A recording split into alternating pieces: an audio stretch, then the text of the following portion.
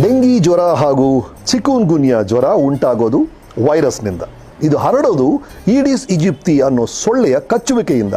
ಈ ಸೊಳ್ಳೆಗಳು ಉತ್ಪತ್ತಿಯಾಗೋದು ನಿಂತ ನೀರಲ್ಲಿ. ಅಂದರೆ ನಿಮ್ಮ ಮನೆಯಲ್ಲಿ ಶೇಖರಣೆಗೊಂಡಂಥ ನೀರು, ಅಂದರೆ ಫ್ರಿಡ್ಜ್ ಹಿಂದೆ ಕಲೆಕ್ಟ್ ಆಗಿರೋ ನೀರಿರ್ಬೋದು, ಈ ಥರ ಅಲಂಕಾರಕ್ಕೆ ಅಂತ ಇಟ್ಟಿರುವಂಥ ಈ ನೀರಿರ್ಬೋದು, ಇದರಲ್ಲಿ ಸೊಳ್ಳೆಗಳು ಉತ್ಪತ್ತಿಯಾಗುತ್ತೆ. ಹಾಗಾಗಿ ನಿಮ್ಮ ಪರಿಸರವನ್ನು ಸ್ವಚ್ಛವಾಗಿಟ್ಕೊಳ್ಳಿ, ನೀರು ನಿಲ್ಲದ ಹಾಗೆ ಎಚ್ಚರಿಕೆ ವಹಿಸಿ. ನೆನ್ಪಿಡಿ, ಎಲ್ಲಿ ಸ್ವಚ್ಛತೆಯೋ ಅಲ್ಲಿ ಆರೋಗ್ಯ.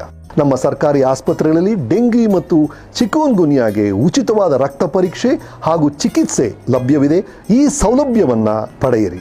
ಯಾವುದೇ ಜ್ವರ ಇರಲಿ, ಸರಿಯಾದ ಸಮಯದಲ್ಲಿ ರಕ್ತ ಪರೀಕ್ಷೆ ಹಾಗೂ ಚಿಕಿತ್ಸೆ ಬಹಳ ಅಗತ್ಯ. ಸ್ವಯಂ ರಕ್ಷಣಾ ವಿಧಾನಗಳನ್ನು ಅನುಸರಿಸಿ.